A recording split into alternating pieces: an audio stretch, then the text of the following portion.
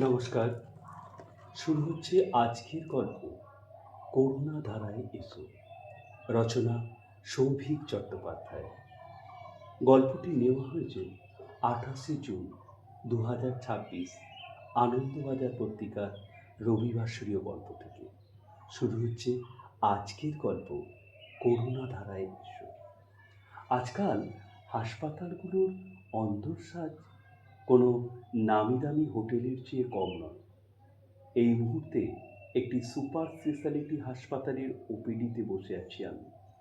সারি সারি চেয়ার, শীততাপ এমনভাবে নিয়ন্ত্রিত যে কে বলবে বাইরে এখন 45 ডিগ্রি।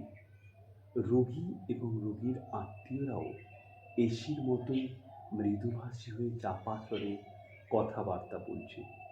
কাউন্টার থেকে স্পিকারে সুরেলা কণ্ঠে পেশেন্টের নাম ধরে ডাকলে একে একে উঠে বিভিন্ন ওপিডিতে ঢুকে যাচ্ছে।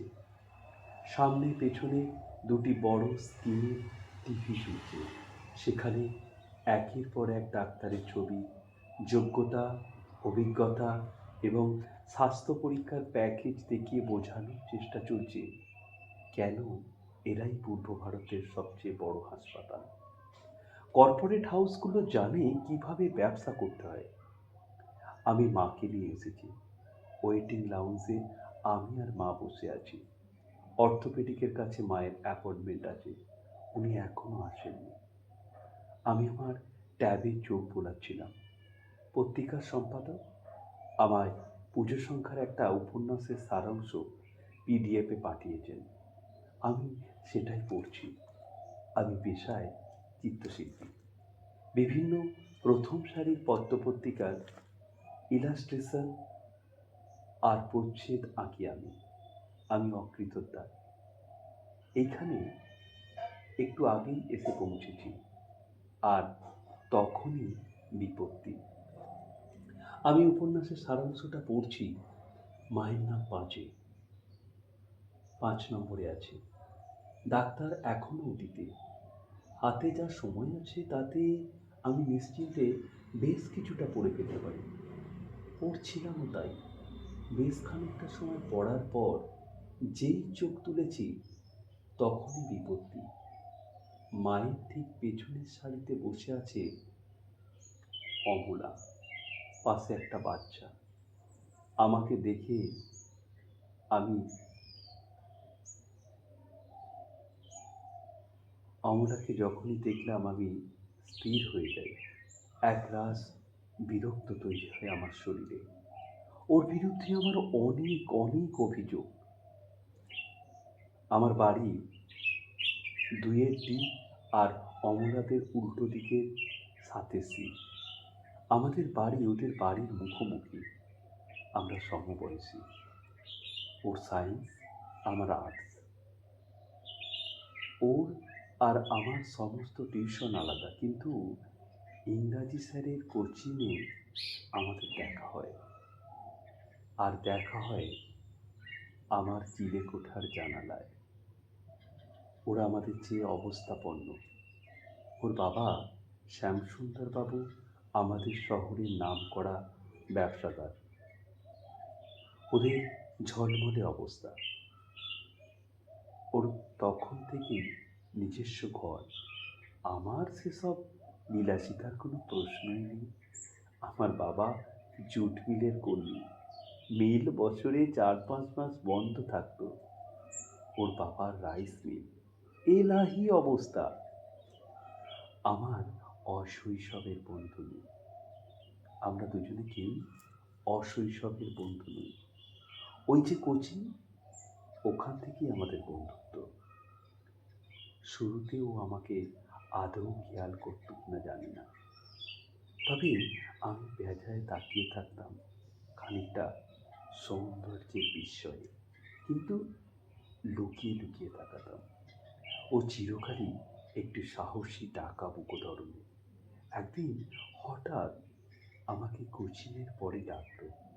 এর চেয়ে লোকাল থানার আইসি ডাকলে আমি কম ভয় পেতাম। তখন অমলার পরিচয় আমাদের শহরের ডাক সাইডে সুন্দরী এবং নামকরা ব্যবসায়ীর একমাত্র কন্যা। এই, তুই আমাকে লুকিয়ে লুকিয়ে দেখিস কেন? আ- আমি না, মানে সেভাবে নয় তো। আমার উত্তরে কোনো কথা না বলে ও ঠায় আমার দিকে তাকিয়ে থাকলো, শুভ দৃষ্টি ধরনের চাউনি। ওর চোখে কাজল পড়লে আমার খুব ভালো লাগতো। কখনো একটা মেরুন টিপ পরে, ছোট্ট টিপ। আমি সব দেখেই অবশ হয়ে যাই। আমরা সাধারণত ওদের একটু এড়িয়ে চলতাম। শুনেছি আমাদের নাকি আগে প্রচুর সম্পত্তি ছিল, যার ছিটে ফোঁটা আমি বা আমার শেষ তিন পুরুষ দেখেনি। থাকার মধ্যে একটা আখাম্বা বাড়ি, যার ৮০% জায়গা থেকেই পলেস্তারা আর চুনসুরকি প্রায় বেরিয়ে এসেছে। কড়িবর্গা দেওয়া ঘর। আর অন্যদিকে অমলারা এ পাড়ায় নতুনই একরকম আপাত মস্তক রাজস্থানী মার্বেল দেওয়া দুধ সাদা বাড়ি। বাড়ির ভেতর থেকে বিদেশি কুকুরের গম্ভীর আওয়াজ আসে। ওর বাবা শ্যামসুন্দর রায় একটা সাদা সেডান গাড়ি করে যাতায়াত করেন। সেদিনের পর থেকে আমার আর অমলার সম্পর্ক খুবই বন্ধুত্বপূর্ণ হয়ে উঠল। ও আমাদের বাড়ি আসতে থাকলো, আমিও প্রয়োজন মতো ওদের বাড়িতে যেতাম। নোটিশ দেওয়া নেওয়াটাকে আমরা খুব জোরালো অচিলা হিসাবে ব্যবহার করতাম। আমি সাধারণত আমাদের বাড়ির চিলেকোঠায় পড়াশোনা করতাম। ও বাড়িতে এসে সোজা একদম চিলেকোঠায় চলে আসতো। তখন আমাদের এইচএস হয়ে গেছে। আমি গভীরভাবে আমার আঁকায় ডুবে আছি। বিকেল হলেই নিয়মিত আমরা দেখা করি, আড্ডা দিই। মাঝে মধ্যে ও আমায় সিনেমা দেখায়। একদিন সিনেমা হল থেকে বেরিয়ে এসে বলে কি না, আচ্ছা, আমি কি অ্যাট্রাক্টিভ? হ্যাঁ, হ্যাঁ, ঠিকই আছে। তাই যদি হই, তাহলে সিনেমা হলের অন্ধকারে আমার হাতটাও একবার ধরতে মন চায় না?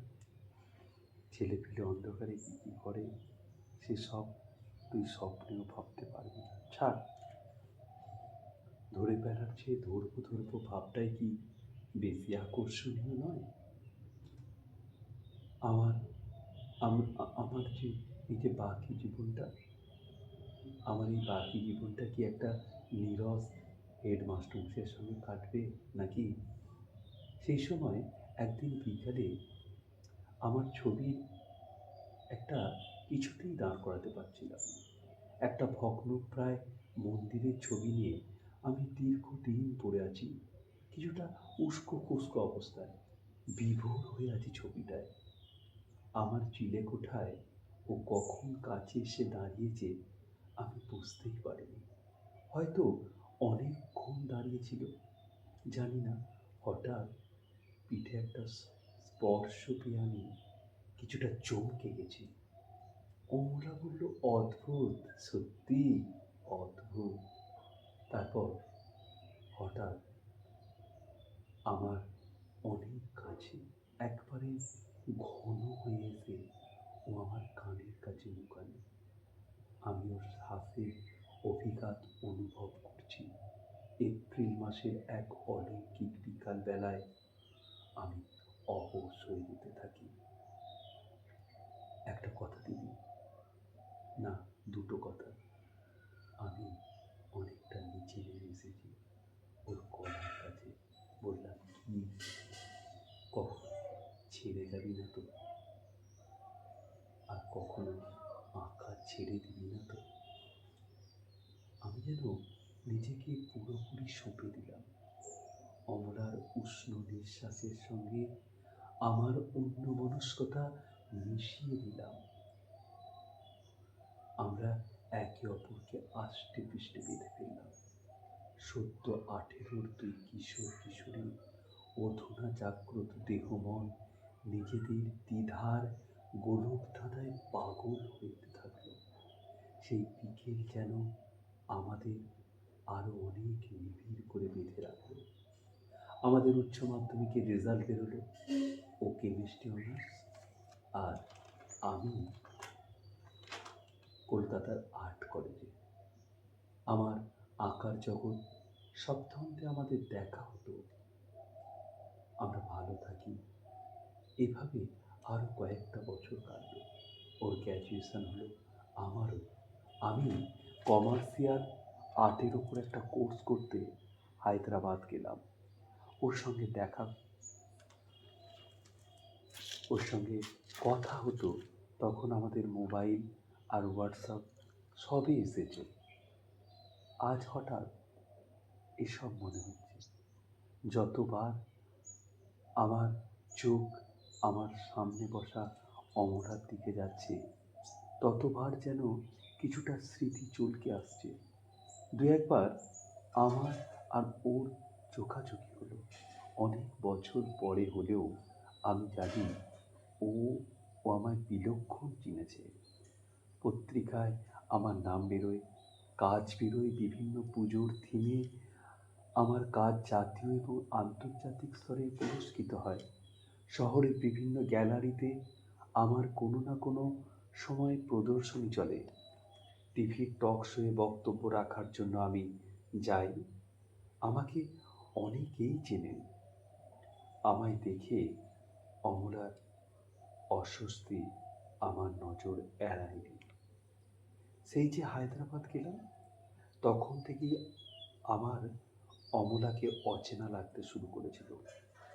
সেই আন্তরিকতা যেন উধাও হয়ে গেল। ফোনে ব্যস্ত পেতাম ঘন্টার পর ঘন্টা। আমার মিসড কল দেখেও ফোন করতো না। গভীর রাতেও ফোনে ব্যস্ত। আমি পরের দিন জিজ্ঞাসা করলে বলতো, বন্ধুদের সঙ্গে কনফারেন্সে কল ছিল। আমি হতাশা হতে শুরু করি। আমার কাজকর্মের ক্ষতি হতে থাকে। যার হাত ধরে এগোবো বলে ভেবেছিলাম, সেই হাতের স্পর্শ আমি আর অনুভব করতে পারছিলাম না। অত দূর থেকে পরিস্থিতিও ঠিক আঁচ করতে পারলাম না। একদিন হঠাৎ হঠকারিতায় কোর্সের মাঝপথে ছেড়ে আমি কলকাতায় ফিরে এলাম। থাকতে পারছিলাম না। প্রচণ্ড অস্বস্তি লাগছিল, অসহায় লাগছিল। দিনের পর দিন কথা হতো না। কোনো ফোন ধরলে দু একটা কথা বলেই রেখে দিত। আমি বুঝতাম অমলা আমায় এড়িয়ে যেতে চাইছে, কিন্তু কেন? আমরা তো অভিন্ন আত্মাই ছিলাম। ফিরে এসে ফোন করলাম অমলাকে। ও ফোন ধরল না।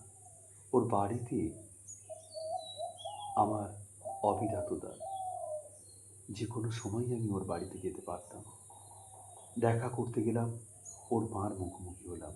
কাকিমা, অমলা নেই? না, কি দরকার বলো তো? কাকিমার গলায় ঔদাসীন্য ঝরে পড়ল। আমি যেন অনেক অচেনা এবং অবাঞ্ছিত কেউ। তবে কি তার ছিঁড়ে গেছে কবেই? জানতে পারিনি। আমি অমলার সঙ্গে দেখা করার জন্য পাগল হয়ে গেলাম। সারা শহর এলোমেলো ঘুরে বেড়াতাম। এক মুহূর্তের জন্য খালি একবার দেখা করতে চাইলাম, সেটুকুও হচ্ছিল না। 7-7টা দিন কেটে গিয়েছে। আমি কলকাতায় ফিরে এসেছি।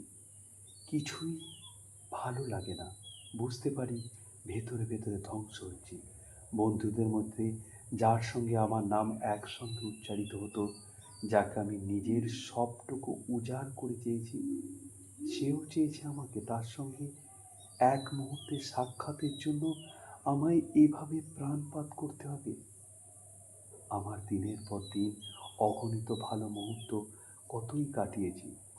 আমার জীবনের সমস্ত ওঠাপড়ায় যার ছোঁয়া লেগে আছে, তাকে একটা গোটা সপ্তাহ জুড়ে আমি পাগলের মতো খুঁজে চলেছি। অথচ আমাদের বাড়ি শুধু একই পাড়ায় নয়, সামনাসামনি। আমি রাতে জানালায় বেনিদ্র বসে থাকি, যদিও একবার ওর শোবার ঘরের জানলাটা খুলে, কিন্তু না, ও ততদিনে আমাদের দিকের সমস্ত জানলা বন্ধ করে দিয়েছে। একদিন রবীন্দ্র সদনে একটা প্রদর্শনীতে এলোমেলো ঘুরছি। হঠাৎই একেবারে সামনে কয়েক গজ দূরেই আমি অমলাকে দেখলাম, দৌড়ে সামনে গেলাম, ওর মুখোমুখি হলাম। ওর চোখে সানগ্লাসে ঢাকা, একটা মেরুন রঙের সালোয়ার ওকে সেদিন অপূর্ব লাগছিল। আমি ওর হাতটা ধরলাম, আমার হাতটা ওর হাতে রেখে ও আমার দিকে তাকালো, চোখে বিরক্তি, চাপা স্বরে বলল, আহ, কি হচ্ছে কি স্ট্রেঞ্জ! তুই দেখা করছিস না কেন, কথা বলছিস না? কতবার তোকে আমি ফোন করেছি। আমি অসুস্থ হয়ে যাচ্ছি, প্লিজ। কিসে শাস্তি দিচ্ছিস আমায় তুই? আমার এসব সিন ভালো লাগছে না। ও এক্ষুনি চলে আসবে, তুই এখন যা। সেই রাতে অমলার সেই ও আমায় ফোন করলেন, জানালেন উনি অমলার জীবনে এসেছেন। উনি অমলার বাবার বন্ধুর সুপুত্র, ইঞ্জিনিয়ার। এও জানালেন উনি প্রজেক্টের কাজ নিয়ে জাপানে যাচ্ছেন, যাওয়ার আগে অমলাকে বিয়ে করবেন। উনি আমায় কাউন্সেলিং করে বললেন, ছেলেবেলার একটা ভুল অযথা গুরুত্ব দিয়ে আমি নাকি সময় নষ্ট করছি। বোঝালেন আমি যেন ধীরে ধীরে অমলাকে ভুলে যাই। আমি পাথরের মতো, অমলাও ওর কথা শুনলাম।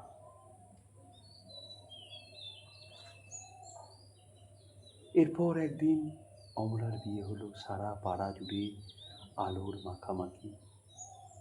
আমার মা বলল কোথাও কদিন ঘুরে আসার জন্য। আমি গেলাম না। সারা সপ্তাহ জুড়ে অমলার বিয়ের তোড়জোড় দেখলাম। ভিতরে অভিমান লাভার মতো জমে জমে ঘৃণার বাসাল শিলায় রূপান্তরিত হলো। মনের ভেতরের রক্তক্ষরণ কালো হয়ে জমা হচ্ছিল কোনো গোপন কুঠুরিতে। আমি প্রেম নামক প্রতিষ্ঠানটাকেই অবিশ্বাস করতে শুরু করলাম, আর বিবাহকে মনে হলো ব্যর্থ ধারণা। সেই দিনের পর থেকে আমি অমলাকে মন প্রাণে ঘৃণা করি। আজ আমার চোখের সামনে অমলাকে ঠিক কবছর পর দেখলাম জানি না, অনেক বছরই হলো, কিন্তু আজও মনে হলো হয় যেন সেদিনের ঘটনা। ওকে দেখে গা ঘৃণায় রিরি করে উঠছে। তখন থেকেই সমস্ত ঘটনা যেন ফ্লিপবুকের মতো চোখের সামনে ভেসে উঠল। আমি সে সময় শুধু একটা বার, শেষবারের মতো দেখা করার অনেক চেষ্টা করেছিলাম। আমাদের বন্ধুবিদদের অন্যদের দিয়েও অনেকবার বলেছিলাম, কিন্তু সেটুকুও করেনি। আমার মনে একদিনের জন্য এই ঘৃণার বোধ প্রশমিত হয়নি, বরং সময়ের সঙ্গে সঙ্গে বেড়ে গিয়েছে। আমি সম্পূর্ণ এক অন্য মানুষ। ইতিমধ্যে মায়ের ডাক্তার দেখানো হয়েছে, কিছু টেস্ট করার জন্য আমি কাউন্টারে দাঁড়িয়েছি। আমার পাশের কাউন্টারে এসে দাঁড়িয়েছে অমলা, বেশ অনেকটা কাছে। আমার ক্রোধের উৎকীর্ণ হচ্ছে, অসহ্য লাগছে, বারবার ওর দিকে চোখ চলে যাচ্ছে, আর ততবারই দেখছি ও আমার দিকেই তাকিয়ে। আমি নিজেকে আপ্রাণ ভাবলেশহীন রাখার চেষ্টা করছি। অমলার চোখে যেন ছলছল করছে অনেক কথা। অমলা যে বাচ্চাটিকে কোলে নিয়ে আছে, ভারী মিষ্টি তার মুখটা। বছর পাঁচেকের বাচ্চাটা ওরই, ওকে মা বলছে। দূর থেকে দেখে আন্দাজ করছিলাম, এখন পাশ থেকে কথাবার্তা শুনে বুঝলাম বাচ্চাটি বিশেষভাবে সক্ষম। বাচ্চাটি অমলার কোল থেকে নেমে গেল কিছুটা বায়না করে। অমলা বলল, কোথাও যেও না, এখানে এসো, দৌড়াবে না। বাচ্চাটি অস্ফুট কিছু একটা বলল, আমি বুঝলাম না। অমলা বলল, না, একদম না। বাচ্চাটি এলোমেলো ছোটাছুটি করতে শুরু করলো। বুঝলাম দৌড়াদৌড়িটা সে উপভোগ করছে। অমলাও ওর কাউন্টার ছেড়ে ছুটে গেল। বাচ্চাটি এখনও সেভাবে দেহের ভারসাম্য আসেনি। ছোটাছুটি করতে করতে বাচ্চাটা আমার খুব কাছে এসে মেঝেতে সাপাটে আছাড় খেলো। একেবারে মুখ থুবড়ে আমি স্বাভাবিক প্রবণতায় ছুটে গিয়ে বাচ্চাটিকে কোলে তুলে নিলাম। অমলা কিছুটা দূরে এসে থমকে গেল। আমি কাউন্টার ছেড়ে এসে বাচ্চাটাকে কোলে নিয়ে চেয়ারে বসেছি। ওর ঠোঁটের কাছে কেটে গেছে সামান্য, খুব কাঁদছে। আমি বুকের কাছে ওকে ধরে রাখলাম, ঠোঁটের রক্ত মুছিয়ে দিলাম। হাসপাতালের হাউসকিপিংয়ের একজন এসে একটা ব্যান্ডেড দিয়ে গেল, সেটাকে লাগিয়ে দিলাম। বাচ্চাটা ফুঁপাচ্ছে। আমি প্যাকেটে হ্যান্ডবুক রাখি, আমার পকেটে অনেকগুলি হ্যান্ডবুক থাকে, সেটা ওর সামনে রেখে কার্টুন আঁকতে থাকলাম। ক্যারিকেচার এঁকে এঁকে ওর কান্না থামানোর চেষ্টা করলাম। ওর মা আমার সামনে উল্টো দিকে চেয়ারে বসে, আমার মায়ের পাশে। আমার মা অমলাকে চিনলেও কথা বলছে না। অমলা নিশ্চল হয়ে আমার আর বাচ্চাটার দিকে স্থির দৃষ্টিতে তাকিয়ে। শেষমেশ আমার কার্টুনে বাচ্চাটি মুছে গেল। আমি পেন্সিলের এক একটা স্ট্রোকে এক একটা করে জন্তু জানোয়ারের কার্টুন আঁকছি, আর বাচ্চাটা অদ্ভুতভাবে হাসছে। ওর মুখে লালা আমার হাতে এসে পড়ছে, আমার জামায় এসে লাগছে। ধীরে ধীরে ও শান্ত হলো। একবার ওর মায়ের কাছে ওকে ফেরত দিতে হবে। এবার আর আর নয়, অনেক সময় হয়েছে, এবার ওর মায়ের কাছে আমায় ফেরত দিতে হবে। আমি ওকে বুকে জড়িয়ে ধরলাম। ওর গায়ের গন্ধ আমার মনের ভেতর পর্যন্ত পৌঁছে গেল। এক বুক নিঃশ্বাস টেনে নিলাম সুবাস। অমলার সংস্পর্শে ঠিক এমনই সৌরভ ছিল। বাচ্চাটার কপালে একটা হামি খেলাম আমি। সেও অদ্ভুতভাবে আমার গালে হামি খেতে গিয়ে আমার মুখটাকে ভিজিয়ে দিল। ওর মায়ের হাতে বাচ্চাটাকে ফেরত দিলাম, বললাম, এবারে সামলে রাখিস, আর কাজ ছাড়া করিস না। হাসপাতালের কাজ মিটিয়ে বাড়ি ফিরছি। বাইরে বৃষ্টি হচ্ছে, সঙ্গে হালকা হাওয়া। কদিন যা গরম পড়েছিল, অদ্ভুত ব্যাপার। আমার মনে হচ্ছে বুকের ভেতরে সেই অভিমান আর ঘৃণার আগ্নেয়গিরি ভেদ করে একটা নদী বেরিয়ে আসছে। কোথাও কোনো ঘৃণা নেই, অভিযোগ নেই। আমি বুঝতে পারিনি এ যাবৎ আপনারা বুঝতে পেরেছিলেন কি? আসলে আমি আজও অমলাকে ভালোবাসি, খুব ভালোবাসি।